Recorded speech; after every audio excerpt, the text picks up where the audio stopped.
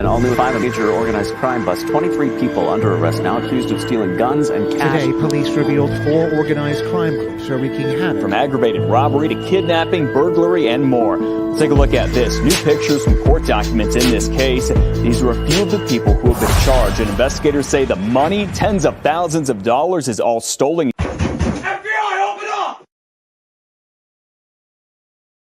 Welcome to this episode of Chatting with Staxx. I'm your host, Bill Staxx, and today I got Chris Carroll. What's up, Chris? Hey, Staxx, how you doing? Good to see you Doing again. Great. Yeah, thank you for taking the time. Come on my show. Appreciate it. Yeah, no problem. I had a good time last time. We'll do it again. Yeah, I figured we'd do it live. So if people got some questions for you, we'll talk about a few things. And yeah, let's do it. I know what the first one's going to be. Yes, he's really dead. Yes, that's where we can get that one right out of the way real quick. Yes, Tupac still alive. I know that's the one. That's the one I get more than any other. It's because there's a lot of lookalikes out there. People, right? Oh, absolutely. Yeah, I get people send me pictures. They're like, "Well, I saw him here, I saw him there," and they send you the pics, but the pics are never quite right. You can tell, they'll close, but you'll see guys, go out of their way to dress up like him and wear the old, the bandana the way he did and things like that to try to look like him. Some of them do kind of look like him. They got the same tattoos and everything. Well, the last guy that played him in one of the movies, I mean, there's been a few movies now, so I don't remember which one's which, but they had a guy that played him that looked quite a bit like him. So there's been recent big news and involving Keefy D. He doesn't go away. No, it's like it keeps popping up, right? It's funny. It just never stops. It's always something. And the latest thing has been dealing with these him posting bail or not posting bail and the bail hearings that are going back and forth. So obviously I didn't sit in those hearings myself, but I talked to some people who did, and they're letting me know what's going on. And it's just one thing after another. And there's just nothing ever normal with this whole thing. So, in a nutshell, kind of where he's at is he has to post bail, and he had to come up with over $100,000 cash. I don't remember the exact amount, but a lot of money. And he didn't have the cash handy. And so he said he was going to get it. And the judge had a hearing that says, I want to know where the money's coming from. You want to make sure it wasn't from ill-gotten gains type of thing. Yeah. And they had a hearing, and they had a guy show up and said, "Hey, I'm just friends with him. I got that kind of money. I'll lay down the money, and we'll all be good." And the judge is asking, Keefy, "Okay, that's it. The guy's just your friend?" "Yep, that's it." And then shortly thereafter that, the prosecution played a jail tape where the two of them appear to be basically meeting each other and working out a business deal for him to front the money. And I just don't get it. I don't know how they keep falling into this. Everybody knows jail conversations are taped.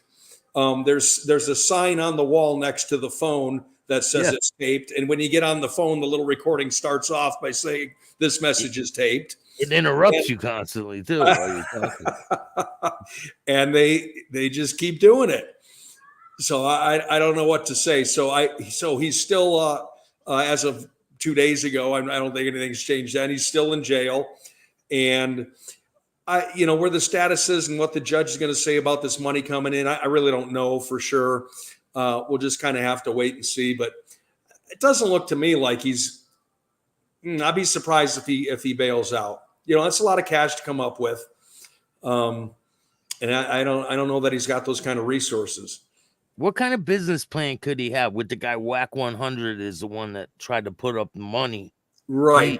He has a record label. He I believe he manages 6ix9ine, that rapper. Well, supposedly, with what was said in court, I guess they're trying to work out a deal either for a book or a movie to do a story about, to do Keefy D's story and do his life. And obviously the Tupac thing playing the biggest role in the story. And what's really interesting about it is if, now Keefe D's saying he didn't do it. Well, if he didn't do it, then what is this story that you have to sell? You sold drugs in Compton? There's a million guys with that story. It's not even a story. So how can you say that on one hand you didn't do it, and on the other hand you've got this story to sell? So it doesn't make a lot of sense. Well, there's interviews with him on DJ Vlad TV, where he's admitting to cooperating in this murder. Oh, he did it on Vlad and some other stuff, some other as well. As well as writing about a book about it. Not just just mouthing off like you're drunk in a bar saying I was part of it, but like meticulously spelling out his exact role in the exact things that he did during the course of this homicide. It's a lot different than just sprouting off to a guy in a bar. He said this, to multiple people. He's done it again and again, and on film and during interviews and in a book. I mean, how long is everybody supposed to stand by and do nothing? He thought he had a proffer, right? He had like a queen for the day where you're allowed to say anything. He thought he had immunity. Right. How far he's going to take that in court, I'm not sure. But what that deal did, that proffer deal, it gave him immunity for that particular interview, which was, I want to say 2009 or even earlier, more than a dozen years ago. And, it doesn't give you coverage to tell a story for life. It was just for that interview. So, I mean, since that happened years and years ago, I mean, he's told the story again and again on tape, on social media and so forth. Yeah, but that's only immunity with the police, right?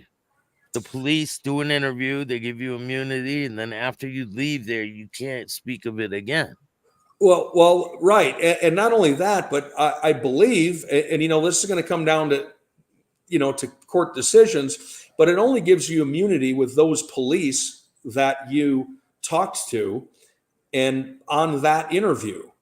I mean, it doesn't mean I can talk to LA cops under proffer and then go talk to the Vegas cops and think that proffer is still going to keep me in the clear. It's not how it works.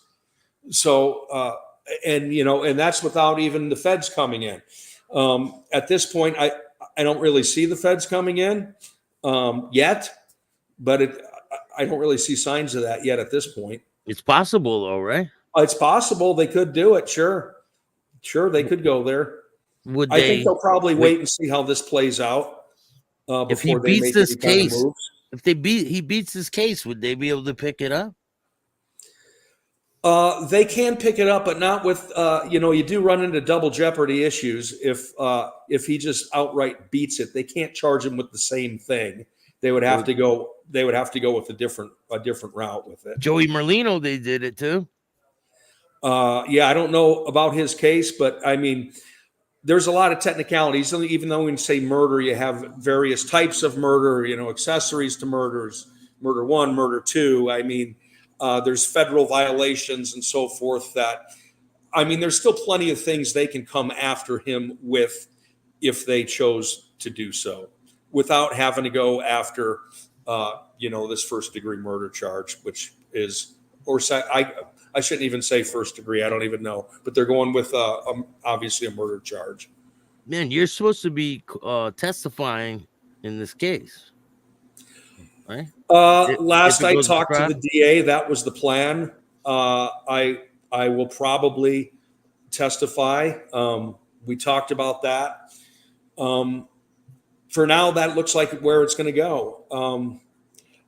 And I mean, anything could change in a couple months, but that's the way they're looking at it right now. And I don't know if you can speculate on what's going to happen to him. I can speculate in my mind, but I really can't say anything because it could come back to bite me in court. Yeah, there's a couple of different ways this thing could play out. My testimony is a little bit different than most in that what I have to say doesn't really lead to Keefe D's guilt or innocence. I'm just kind of telling what happened and how this murder played out that night. For you, from your aspect of from things, my right? aspect, yes, yeah, which really doesn't. Keefy D really doesn't come into play for me as part of my story. I mean, if somebody tries to take it there, I mean, I can only guess what had happened. But I mean, I've never claimed to have any contact with him that night or ever since then, for as far as that goes. Is there any eyewitnesses in the shooting from that night? No, there are no eyewitnesses. You know what? There were a couple people that night that said that they saw something, but I watched some of their interviews, and these weren't police interviews; these were news interviews, and it seemed that they were really lacking credibility, and a lot of things that they said I just knew had not happened. So I don't think there's going to be anybody that's going to go up in their stand and say that they watched it go down. I don't see that happening. Are they going to call the other guy that was in the entourage car to testify? Are you talking about Idi Amin? Yeah. I would imagine so, because they had him testify at the grand jury hearing. So he testified at the grand jury. I would think he will most likely testify in the trial. So I hear Suge Knight's talking a lot out there. You know, that dude is always talking a lot. So I don't see him going to trial. He's talked so much over the years, and he said so many things. His story changes every time he opens his mouth. There's just no credibility there. You know, he's a convicted murderer. He's one of those guys. He's told so many different stories that I think when he opens his mouth, tell a story, I don't even think he knows what happened anymore. He's told so many things over the lies. Oh my God. It's like 26 years of stories and no two are the same. I don't even think he knows what happened anymore. And he doesn't, you know, to tell you the truth, he doesn't look so good. I don't think his health is so good. And I don't think his mental health is so good either. Yeah, he's been having strokes and things like that. Yeah, well, he's not lived a healthy life, and he's, 400 plus pounds. It's not a good recipe. So a lot of people were asking me to ask you about Suge Knight's involvement that night in the way he was acting. Right. They wanted to know more about the entourage and what was their demeanor that night, like when you came onto the scene. Right. Well, let me tell you about Suge first. And as you can see, I'm not a guy who's out to defend Suge. I'm not. But do I think he is responsible for this murder? I don't. I think it did play out with Orlando Anderson.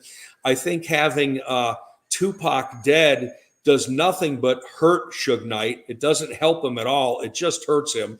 I mean, Tupac, that's his cash cow, really. I mean, that's the guy. He needs that guy. He doesn't want him dead. And I tell you that night when it was going down, and Suge Knight had been shot in the head and was flowing blood out the side of his head, and still running around like a maniac yelling. He's acted like nothing happened to him.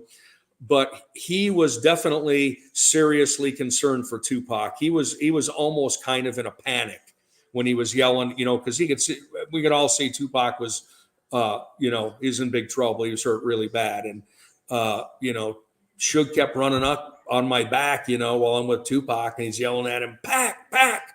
And he's almost just kind of panicking. And that didn't look to me like an acting setup. That was heat of the moment stuff. And he wasn't even acknowledging the fact that he was, bleeding so badly from his head. He didn't even really care. What were the other people doing while this is going on? I'm sorry. The other people in the entourage, what were they doing? Yeah, so they're kind of, it's a real weird moment there when I pull up on those guys because, like I said, and I don't know the exact number, but let's say there's 7 or 8 of them. And when I very first got there, I'm alone. So I'm pulling my gun out. I'm pointing a gun at all of them. I'm, yelling at them to get down at the ground. I just wanted them to lay there until I got some help because I knew help wasn't far away. And like I said, some of them did, some of them didn't. Some of them are kind of like taking a knee, and you can see them kind of like looking at each other like, do we listen to this guy? Do we not listen to this guy? And maybe some of them thought about, they had that look like maybe 2 or 3 of them thought they might just start running because, there's always that option. Nobody did. Nobody ran. There's just kind of an uncomfortable standoff that goes on there for a minute while everybody's trying to kind of size each other up. And it was a tense moment. It was a bad moment. It seemed like it lasted forever. And, fortunately, it was not a long time before I saw 2 other bike cops that pulled up. They were the first ones. Actually, I didn't even see them pull up. I just turned around and like they were there. So I saw them pull up, and it was probably a couple of minutes, like 3 or 4 minutes before another car, an actual police car got there. So the first guys there were all bike cops. We can get around down on the strip better than the guys in the cars. Yeah, because there's so much traffic, right? Right. And those guys, so once once everybody's patted down, we know there's no weapons, like the immediate threat is over type of thing. And Tupac and Suge had been taken away in an ambulance. We were left out there with those guys for hours. So I was out there with all of those guys that night for hours. And, they were kind of passive cooperative. They weren't giving us really any information, but it wasn't just like, go screw yourself. They weren't talking like that. They were just like, no, man, I didn't see nothing. I'd like to tell you if I did, but I was just there. I heard gunshots, and then, the car started rolling, and, just being very evasive and not really giving us anything to work with. It's like, well, did you see who did it? Did you see the car? Did you see the gun? Did you see anything? There was nope. Didn't see nothing. And the code back then, and about not talking to the cops, I think the code was stronger then than it is now. Yeah. I mean, do you get that sense of things? Yeah, it's starting to deteriorate greatly, I feel like. Yes, me too. I think now these guys, they'll sell their brother down the road if it gets them $5. I don't think they really give a damn anymore. But it was a lot stronger then about not talking to the cops, and it didn't matter if they were even there to help. Like in my case, these guys are victims. I'm trying to help them, get the guy who shot their buddy. But it's like, it don't matter. You don't talk to the cops, and that's kind of the end of the story. And how many cars were in the entourage? How many cars were on the scene when you showed up? Like 5 cars. So there's like 2 cars in front of Tupac and like 2 cars in back of him. And they all stay. All of the cars stay after the shooting, or all the cars? Yeah, all the cars stay. And Tupac's car is kind of in there in the middle. So they flipped. I wish I had a little map to show you, but it's not a complex deal. They're at a red light facing east. And when the shooting starts, they all flip a hard U-turn to okay. So you see on this photo here, you can see on the rims of the car, the rims are smashed in, and that's because when they made that U-turn to get out of there, they made a fast and hard U-turn because they're being shot at, and they hit the curb on the other side of the street, but kept going. But it was enough to knock the tires off of the rims, so they couldn't really. It doesn't completely disable the car, but it certainly makes it a lot harder to drive, a lot harder to maneuver, a lot harder to get away from there. So they're driving away on 2 flat tires and 2 bent rims. So that was another reason when I ran into them why they weren't able to make that turn into Harmon Avenue. They're going too fast, and they only got 2 tires on the car anyways. So they spin out there in the intersection. Right here, right? Oh, wow. Okay. Let me get the specs on. Okay, so that car, like right there, is facing eastbound. So it's gonna flip a U-turn right from where it's at. And when it flips a U-turn, it hits the curb on what would be the left side of your screen, the left side of people's screen that they're looking. You can't see the curb from this particular photo, but Yeah, I was just in that intersection. Here's another shot of the Oh, aerial okay. view. So yeah, where you see the red arrow, that's where he would have been parked. So then he makes the U-turn at that intersection and comes up behind where you see that bus. So Yep. he'd have been coming up behind that. Of course, the bus wasn't there at the time, but he'd have been going there, and that's where he hits the curb over on that side, and then goes straight, which is eastbound right into the strip. Excuse me, westbound right into the strip. So yeah, and then you got Orlando Anderson below him. So Keefe D is the only one in the car still alive. And I think Idi Amin is probably the only, other than Suge, is probably the only other guy in that entourage who's still alive. All those guys have died. So I didn't even know Idi Amin was still alive until I did a show with him on A&E a couple of years ago. And, found out he was alive then. I didn't even know he was alive.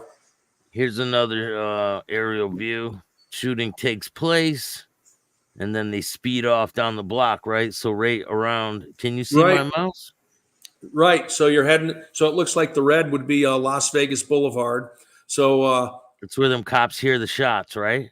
Right. That's where the cops hear the shots. They take off into pursuit. They go down to there. The cops are a little ways behind them now because they're on bikes. They can't quite keep up. So if you look down to the bottom of the red of the screen, that would be where I hear. Right. That's where I hear the whole thing starting. So I head up north. So I'm going that way. Right. I'm going just like that. I'm going up as they're coming down.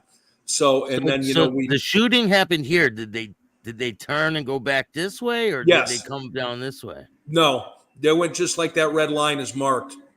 So they left the hotel right here, right? They're going up. So that's me coming up, and right about there, where it says last photo, that looks about where Harmon is. Yeah. Harmon is right about in that. If that's not Harmon, it's real close to Harmon because Harmon is an east-west street. So we come to a stop right about there where your arrow is.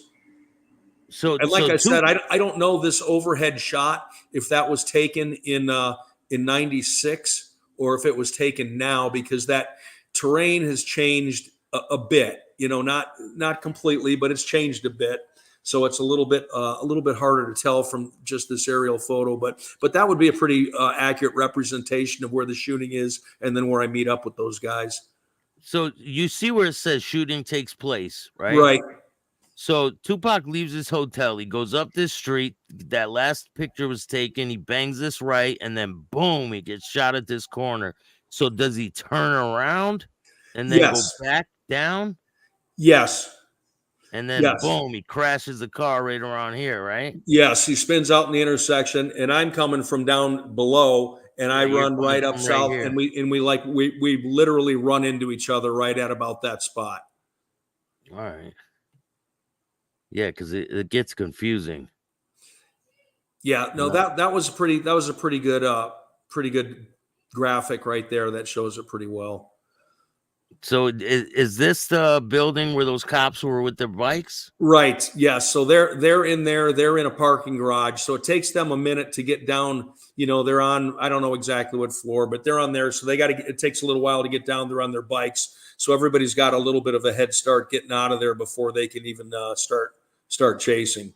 Yeah. So Tupac was sitting in this right where that Porsche is, I think, right? And the car pulls up right on the side. You're looking eastbound there, so he's going to make a U-turn. He would make a U-turn. Actually, he would have been up just a little bit farther than where this picture is. Oh, towards this way, right? Yeah. Can you move that picture up? I just want to see what it says. Following the shooting, white Cadillac fled south. Okay, and that's the white Cadillac has always been a little bone of contention with me because I never heard anything that night about a white Cadillac. All that stuff came up later. And I think that came up later in the interviews because everybody in that entourage went down to the homicide office the next day for interviews. So I think that's where the white Cadillac came up. But I don't remember that night anybody saying anything about a white Cadillac. Yeah, and So I've always been a one of little the bit officers in charge, so you would know if they were talking about that on the radio, right, right? and that would be the main thing you'd want, like in a drive-by shooting. The thing you want, like right now, before anything else, is a description of the shooter's car. That's the first thing you want, and you know we didn't have that. You know, even the guys in the parking garage didn't actually see it; they heard it. So you know, so they didn't even have an eye on it. So apparently, somebody somewhere, whether they were witnesses or those guys in the entourage, you know, somebody said something about the white Cadillac taking off southbound, which, you know, it may have. I can't say it didn't happen, but I'm just saying that information was not available that night. You see this picture? This it says, despite suffering a head wound from a ricochet bullet, Knight was still able to drive. Immediately after the shooting, he did a U-turn on Flamingo Road, drove back in the direction that they originally came from. The car was then pulled over by police. That's not right, right? No, that's not right. Nobody was pulled over. Yeah, it says it was pulled over by police at the intersection between Las Vegas Boulevard and Harmon. Harmon, yes. It is worth pointing out that all of the photographs of Shakur's BMW were taken at this location and not the intersection where he was shot. Right. So yeah. that is where the cars came to rest there. Right. There was no overpass then. But those are two different locations: the shooter and the shooting spot, and the where the cars came to rest. Yeah, I think maybe that's where people get a little confused. Hey, did you? Are we live yet? Yeah, we're live right now. Okay, all right, cool. What, you need a minute? I just no, I can wait. If you need a minute, it can wait. It's all right. Let's see if we got any questions. Any questions? Give me 15 seconds. Yeah. Give me 15 seconds. Here, I can take you off the screen. You can handle your business and then just give me a thumbs up when you're ready. You want to do that? Okay, I'm ready. Oh, hi. Anyone got any questions? Craig says, Staxx doing great as always with the topics. I agree, Mike. Top G, what's going on? Buckshot, how are you? Lindsay, what's up? Mike Tyson. Did anyone in Tupac's group give statements? They gave lousy statements. Like I said, they came down to homicide the next day, but statements that were valuable to the investigation, not really. I'm surprised there was no guns found in any of those cars. I'm surprised too. And you know, here's one thing we'll never know is, could they have dumped gun or guns in that 1 mile-ish, chase? Could they have gone out the window? They could have, but nothing found. I mean, I'm surprised they didn't shoot back, anything, nothing like that. I'm like really shocked. Yeah, I think unless they had a gun like pretty much in hand, it would have been hard to shoot back because it's very, very fast. You know, imagine you're at a red light just doing your own thing, and all of a sudden, bam, bam, bam, and the car next to you is lighting you up. Pretty hard to respond to that unless you really. And then you're like trying to find a gun, and throw it out the window. You don't know where the cops are. You did just what most of us would do. You just put your foot on the gas and get the hell out of there. No drugs. No drugs either. What's that? No drugs in the car. Did they have any money on them? Like a lot of money? I don't know as far as money. Not sure on the money. I think, all we were really looking for that night is we're pretty much after guns, after weapons. So, I mean, if there could have potentially been, drugs in the car or something, but I don't think they were out to sell drugs, and I'm sure those guys could have probably got whatever they wanted at the club they were going to. Yeah, Tupac owned the club at the time, right? Aces. You know what? I'm not sure about that. I had heard that, but I don't know if that is actually the case. So is that what you believe? Is that yeah, that's what I heard. Okay. I heard here's the club right here. It's gone now. It says Entourage was trapping a club 662 on 1700 East Flamingo Road when the shooting occurred. So right, and you know that club had been nothing but problems. I wouldn't be surprised if over the years there'd been a half a dozen homicides in the parking lot. yeah, was that bad? It was pretty bad, yeah. And that neighborhood is not—it's an older neighborhood, but it's not the hood. You know, it's not real bad area. It was just, you know, the club would draw a crowd, a certain crowd to it, and you know, That's the kind of people that go there. I mean, well, Suge Knight owned it. It drew the Compton crowd, and you know what happens, and there was no shortage of problems there for sure. It says at the time, the club was owned by Suge Knight. After a fight, the party planned for the evening, and Tupac was due to perform at midnight. What time did the shooting happen, and what time did you arrive? About 11 p.m. So, and you know, everybody knew that that's where the party was because I guess Mike Tyson was set to go there too because he was, you know, he's pals with Tupac, and you know, he had won his fight and everything, and it was all the makings for a good party night. So I think I don't think he had ever got there yet that night, but he was heading down there. So everybody knew. I mean, those are the two biggest celebs in town, you know, Tyson and Tupac, and they're both heading to that club. So everybody wanted to be there. Everybody knew everybody was going there. Who was anybody? So do you know the story with these guys? With all of these guys, Terrence Brown? I really don't, you know. I just Orlando Anderson and Keefe, but I don't know the other two dudes. Can you pull those up again? I was looking. They look like probably older dudes, more like Keefe's age.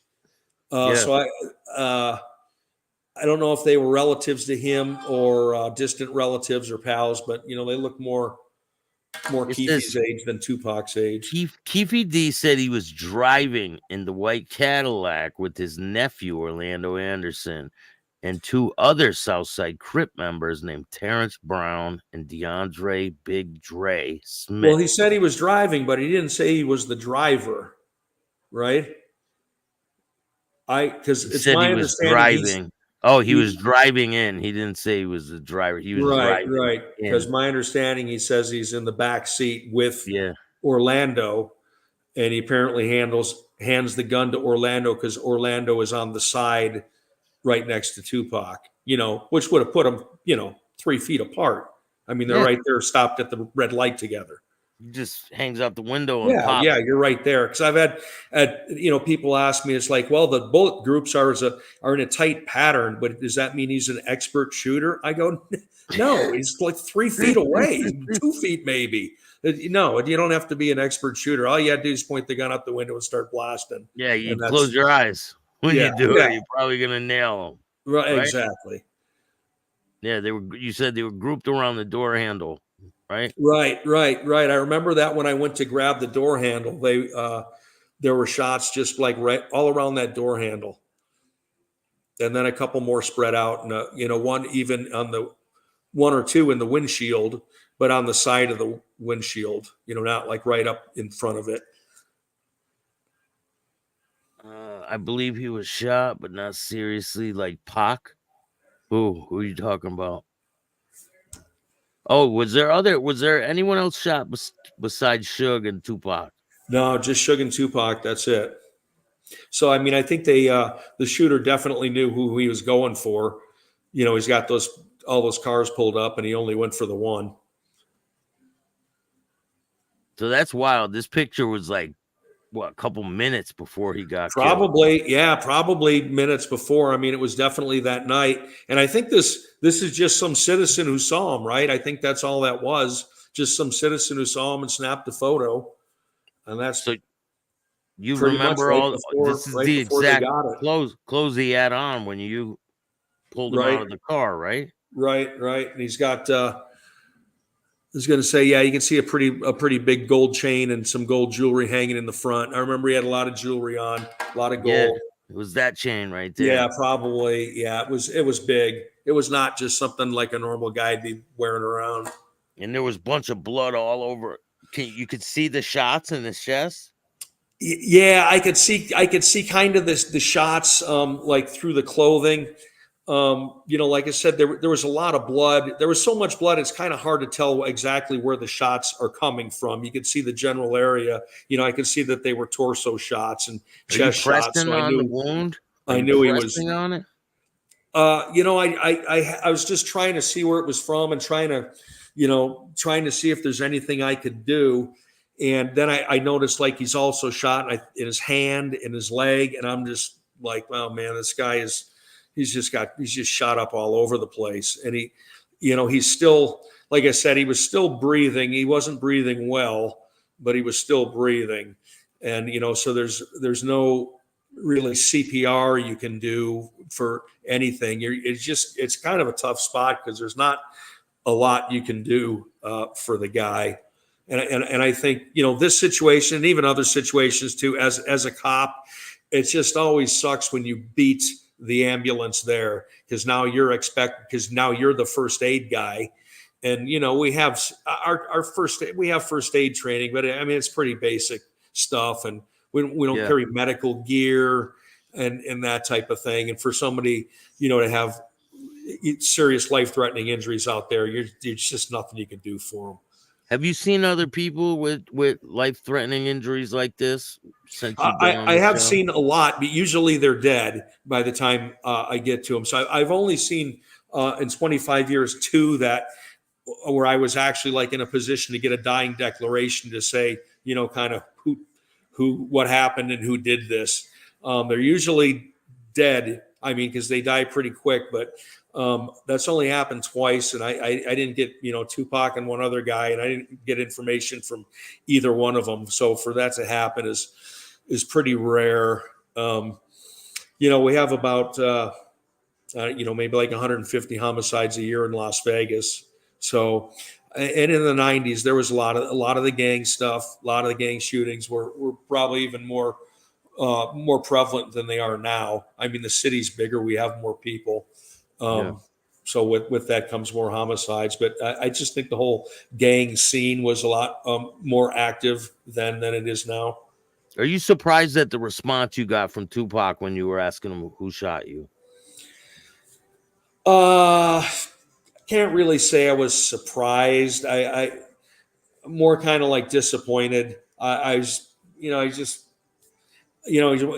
nothing you could obviously say to a guy in that situation. I just wanted to look at him and go, come on, man, I'm just trying to help you. I didn't say that, but it's just kind of like what I'm thinking. I'm thinking, look, I'm just trying to help you out, doing what I can. It's really not the time for hostilities. Yeah. But do you think Tupac knew who killed him? I didn't know his, and I know his background a lot more now than then, but he had been raised that way, and his mom was a Black Panther, and maybe his dad, and I'm fighting a lifetime of culture he was brought up against, so yeah, it is what it is. Yeah. Or do you think he knew who shot him? Do you think Tupac knew who shot him? I think he probably did. Because him and Orlando, they knew each other and hated each other. And, that's why that fight in the MGM happened earlier that night is Tupac found out he was in there. And they chased him down just upon hearing he was in there. It's not like they ran into each other and a fight broke out. That's not what happened. Somebody came up to him and said, hey, man, Anderson is in this hotel. And they said, well, let's go get him. So those guys knew each other and hated each other. There had been accusations, and I don't know if this is true or not, but there had been accusations that Orlando had robbed Tupac or other members of Death Row Records of their Death Row medallions that they were wearing around their necks. And Anderson was definitely a guy that would have done that. That wasn't far-fetched. I mean, he was a hardcore criminal. He was a shooter. He'd been in trouble for everything, and everybody knew he was he was the guy that would come after you if you wanted to. But he had a reputation of stealing those Death Row medallions. Which is part of why this whole thing got started. Yeah, over a chain. Yeah. Yeah. Crazy. Well, you know how it is. It comes down to disrespect and all that, same old stuff. Now, do you think it was because they had a lot of law enforcement that it was ex-cops and all this craziness going on?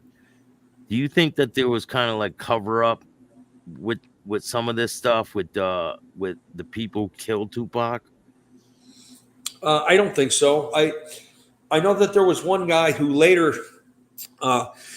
said he was in his entourage, and maybe he was at one point, but they said the guy was like an ex-LA cop, and then he had become Tupac's bodyguard.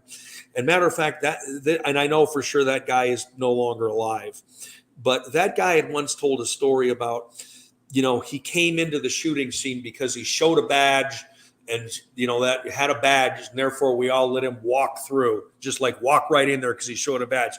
Ridiculous. Would never freaking happen in a million years. We all know each other. You don't just go walking into somebody else's crime scene, especially by just showing a badge from another agency. A badge is nothing. You can buy a badge online. It means nothing. I mean, it would have to be one of our own people who we knew from homicide, and then we're like officially turning this crime scene over to him. But just was like, yeah, I ran up and showed a badge, and I just went running up to the car and pulled him out. Ridiculous.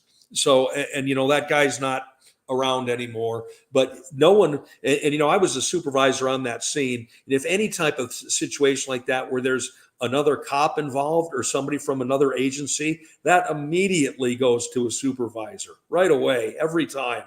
And nothing was said to me that night about, hey, this guy's an LA cop or an ex-LA cop, something. Nothing like that said that night. So I don't even think the guy was there, to tell you the truth. I don't think he was there. Somebody might have documentation of that, but that sounds pretty shaky to me. I know if he was an ex-LA cop and he told you guys he was a former cop, you would know. know. Yeah, and he would be our prime witness. We'll be like, well, if you're A, an ex-cop, and B, a guy who's working as Tupac's bodyguard, surely you know what the hell happened here. You were there for the whole thing, but he didn't have anything to contribute either. So his story is very shaky to me. So during your career in law enforcement, was there any other major events that happened besides this one? Well, this was, you deal with famous people in Las Vegas a lot because it's Vegas and they're all here. So, and those are under both good situations and bad situations. I mean, this one really stands out because, you got an extremely famous guy, dying right there in your arms. But I had a couple dealings with Mike Tyson. Interesting stuff. He'd been accused of some things here. And I'll tell you one thing, because I'll tell you, we didn't believe that it happened. And the evidence showed that it didn't happen. But he was accused of a sexual assault here in Vegas. And there was a whole investigation. And people don't really remember that one because it kind of went away. Well, it went away because it wasn't a sexual assault. It was basically a consensual encounter between two people. And then she was trying to get money, right? Afterwards? I would imagine so. Yeah, I would imagine so. But and another time somebody in a club said that Tyson had inappropriately grabbed them, a female, and I got down there, and Mike I've always thought Mike Tyson's a very interesting guy, but he's one of those guys that's like, when he's pissed, it's very easy to see that he's pissed. When he's happy, it's very easy to see that he's happy. But when he just kind of looks at you and he stares at you and he's not making any kind of expression, you're just wondering what the hell's going on. He's very hard to read.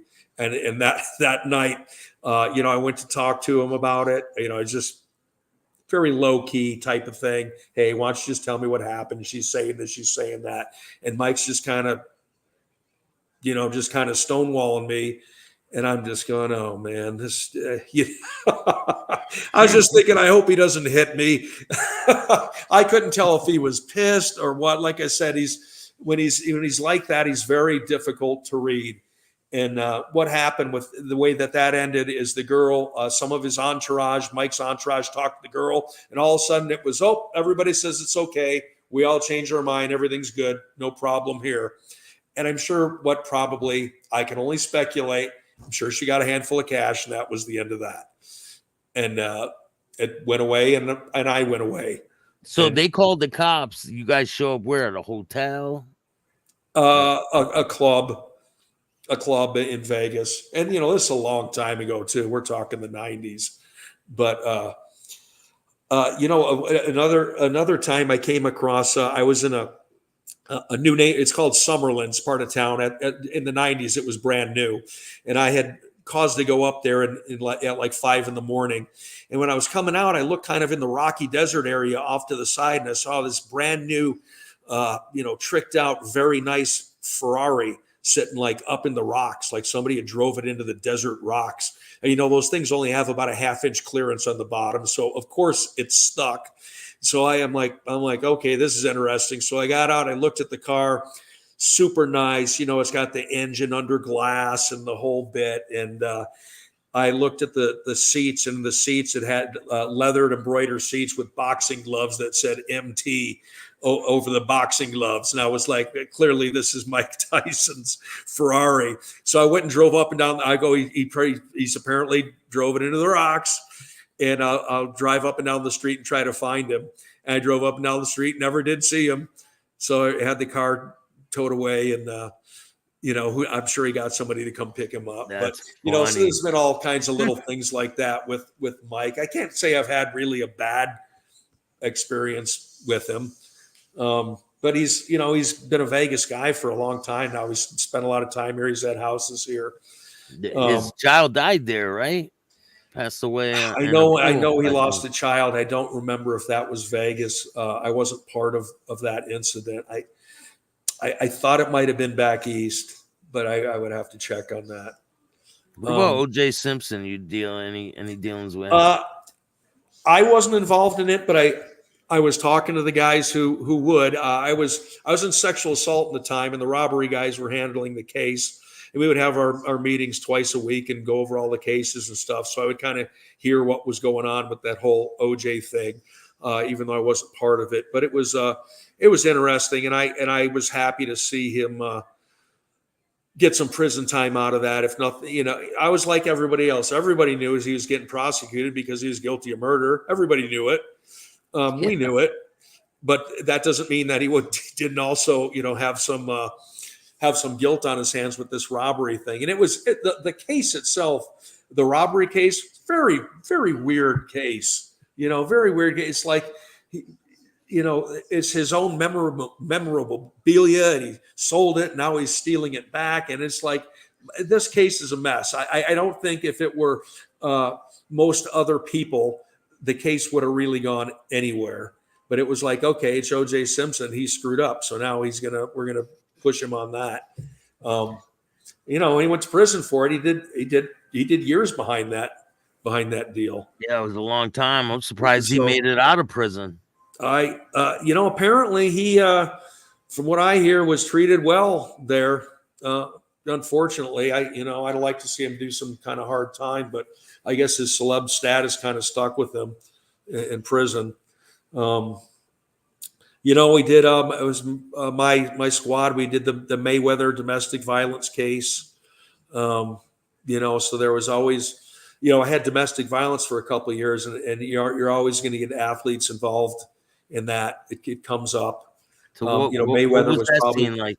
What was that scene like when you go there?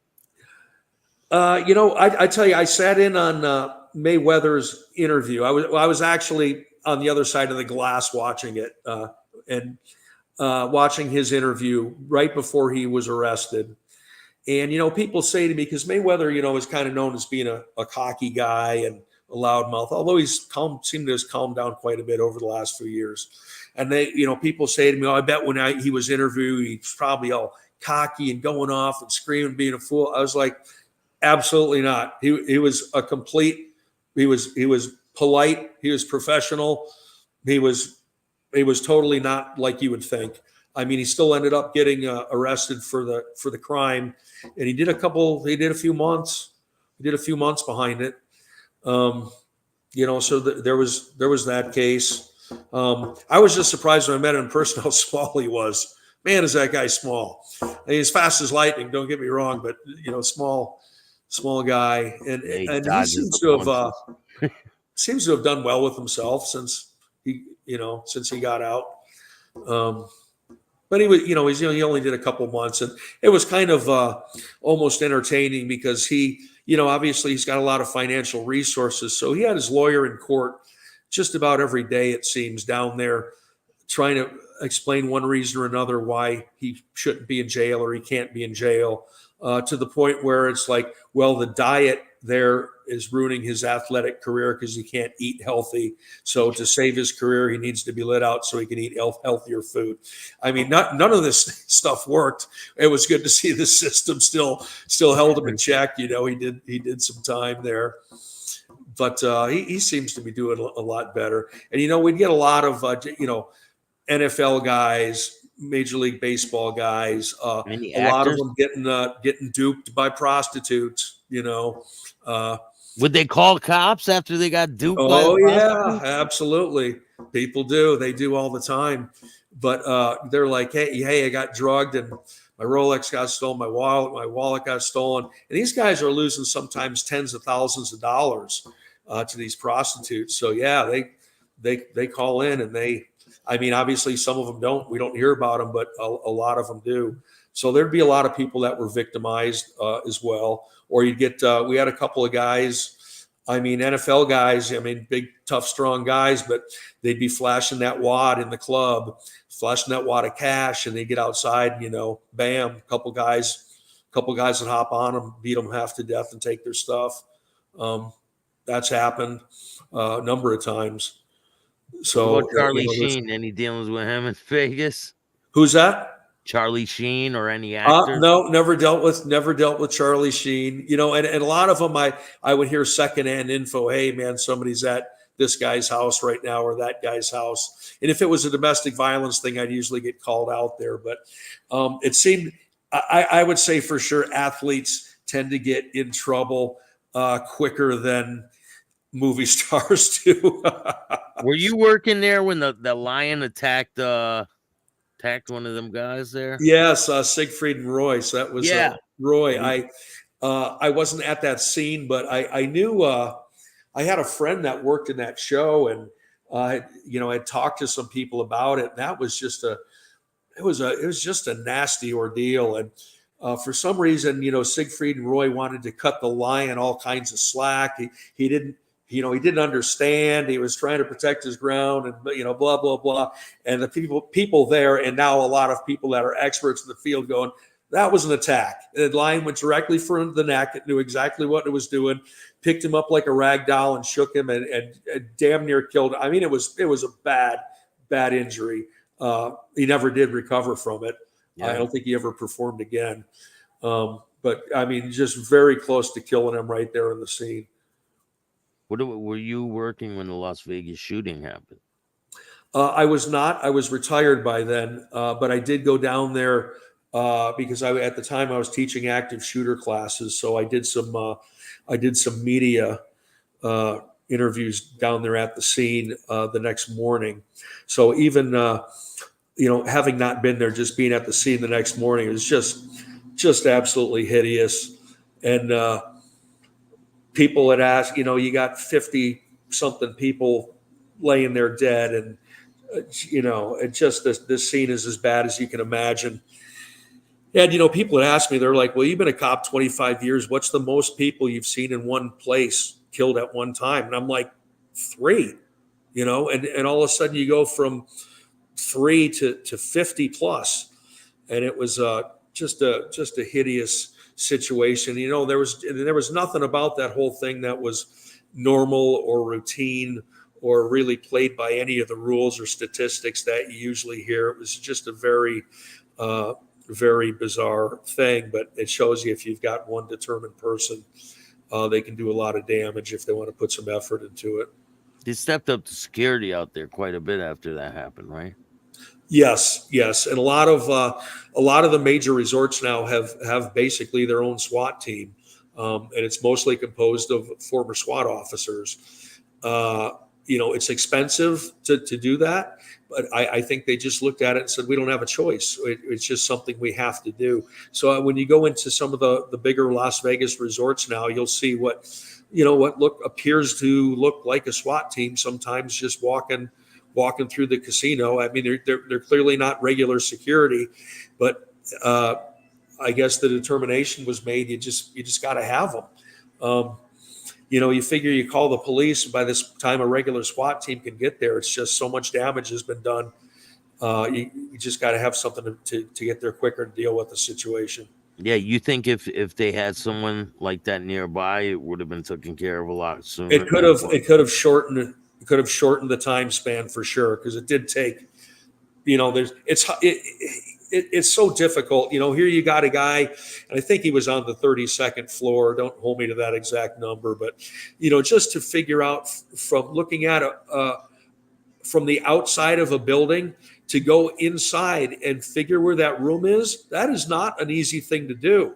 That is very difficult. And there's a lot of different towers and elevators and stairwells, and I mean, a lot of them. And to find that exact room, you can do it, and people calling in help, but there's a flood of information. It takes a lot of time.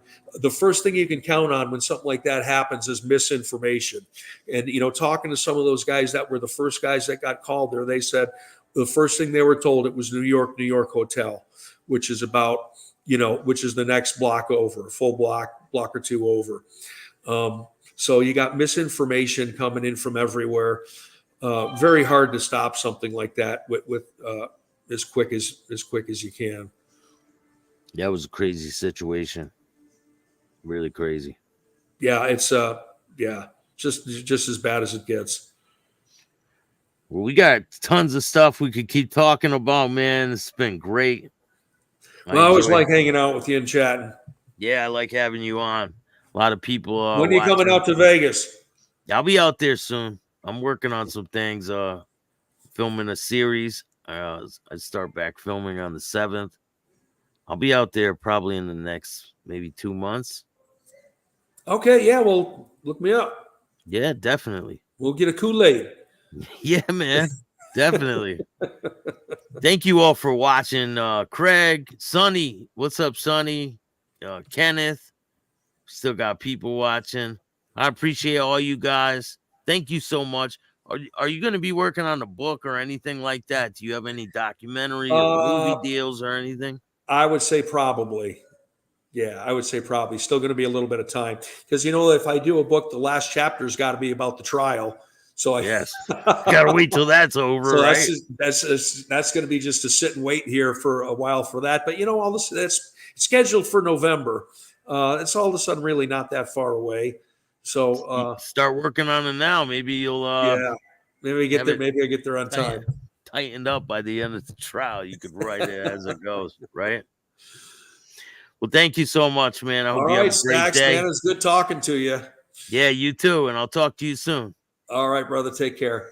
We'll see you later. Peace out, everyone. If you like this show, hit the like button, subscribe, hit the notification bell so you can get my videos every time they drop. And if you don't like this show, too bad. Start your own podcast. And remember, don't be a bitch. And all new at 5, a major organized crime bust. 23 people under arrest now accused of stealing guns and cash. Today, police revealed 4 organized crime groups are wreaking havoc. From aggravated robbery to kidnapping, burglary, and more. Let's take a look at this. New pictures from court documents in this case. These are a few of the people who have been charged, and investigators say the money, tens of thousands of dollars, is all stolen.